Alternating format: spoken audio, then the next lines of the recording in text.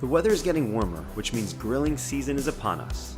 Let's go over the essentials of grilling with charcoal so that everything you cook is the best it can be. First, you need a grill. We recommend one with a large grilling surface, which makes it easier to manage different heat zones and allows you to cook a lot more food at once. Next, invest in a charcoal chimney starter. It helps you get your coals blazing hot quickly and efficiently, and won't leave your food tasting like lighter fluid. You'll need a stiff bristled grill brush to keep your grill nice and clean. Long-handled tongs keep your hands a safe distance from the heat. Make sure you have 2 spatulas. A flexible, slotted fish spatula is useful for more delicate tasks, while a long-handled sturdy grilling spatula is good for heavy-duty ones and keeps your hands safe from flare-ups. Lastly, make sure you have an instant read thermometer. How else are you going to be certain that your steaks are perfectly medium rare and your chicken is just cooked through but still juicy? There are several ways to arrange your charcoal depending on what you're cooking. Spreading the charcoals out evenly gives you direct heat all over. This is good for rapidly searing lots of quick cooking foods at once, like thin burger patties and steaks, making it easy to feed a crowd. A 2-zone indirect fire is the one we use most often. It's made by arranging all of the coals on half the grate, which gives you 2 very distinct heat zones, one that's hot for searing, the other cooler for much more gentle cooking. For a 2-zone direct fire, pile more of the coals on one side for high heat and scatter fewer on the other for moderate heat.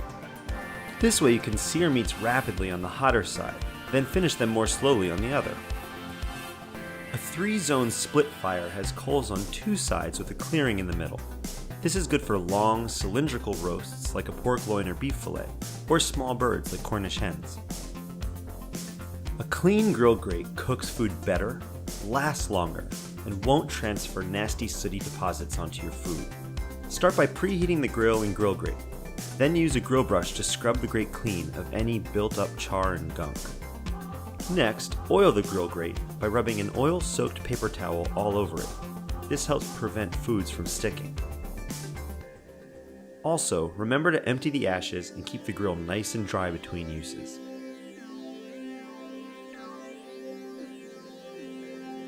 You can use your hand to quickly check a grill's temperature by timing how long you can tolerate hovering it just a few inches above the grate.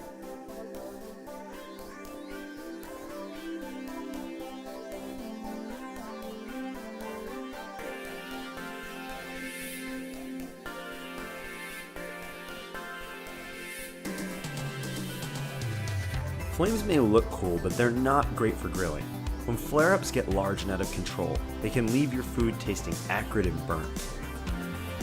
The best way to control flames is to either move the food out of the direct heat until the flare-up dies down, or cover the grill and close the vents to suffocate the flames. Don't spray the flames with a water bottle. That can kick up ashes and disperse liquid fats, making the flare-up even worse.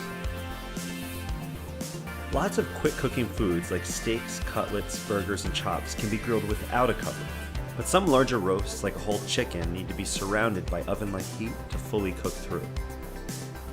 For a hotter temperature inside the closed grill, keep the top and bottom vents open, which allows fresh oxygen to feed the burning coals. Close the vents to reduce the air supply and cool the grill down. The position of the top vent matters too. Place it opposite the food to keep the hot air away, cooking it slower.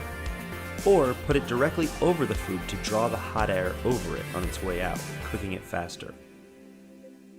Once the meat is done, we all want to take a bite right away. But it's better to control your urges and let it rest for a few minutes first, which prevents excess juices from leaking out when you finally do cut it. That means more juiciness and flavor in your mouth and not on your plate. We think that's worth the wait.